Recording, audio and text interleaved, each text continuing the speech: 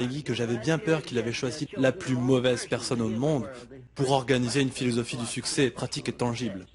À cause de mon jeune âge, mon manque d'éducation et mon manque de finances. Et à ce moment-là, M. Carnegie a prononcé un discours que je n'oublierai jamais. Parce que cela a changé ma vie à jamais en ouvrant la voie qui m'a permis d'aider à changer la vie de millions de gens dont certains ne sont d'ailleurs pas encore nés. Laissez-moi attirer votre attention sur un grand pouvoir qui est sous votre contrôle, selon M. Carnegie. Un pouvoir qui est plus fort que la pauvreté, plus grand que le manque d'éducation. Un pouvoir plus grand que toutes vos peurs et vos superstitions réunies. C'est le pouvoir de prendre possession de votre propre esprit et de le diriger pour toutes les fins que vous désirez.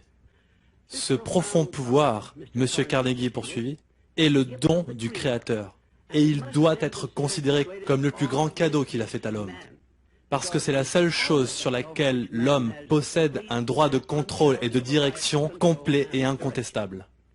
Quand vous parlez de votre pauvreté et de votre manque d'éducation, expliqua M. Carnegie, vous dirigez simplement le pouvoir de votre esprit pour attirer ces circonstances indésirables. Parce qu'il est vrai que tout ce que votre mental nourrit, votre mental l'attire vers vous. Alors, vous comprenez pourquoi il est important que vous reconnaissiez que tout succès commence par un but bien précis. Une image claire dans votre esprit qui définit ce que vous voulez de la vie. Ensuite, M. Carnegie a continué son discours avec la description d'une grande vérité universelle qui a eu un tel impact sur mon esprit que j'ai commencé à fixer pour moi-même un nouveau but dans la vie. Et je me suis fixé un objectif tellement plus élevé que mes précédents accomplissements que cela a choqué mes amis et mes proches quand je leur en ai parlé.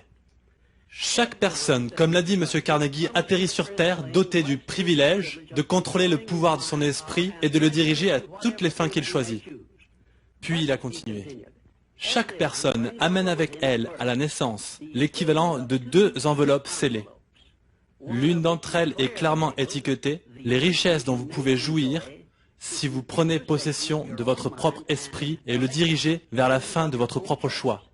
Et l'autre lettre est étiquetée « Les pénalités que vous devrez payer si vous négligez de prendre possession de votre esprit et le diriger. » Et maintenant, laissez-moi vous révéler, a dit M. Carnegie, le contenu de ces 2 enveloppes scellées. Dans la première, étiquetée « Richesse », il y a cette liste de cadeaux. 1. Une bonne santé. 2. La tranquillité d'esprit. 3.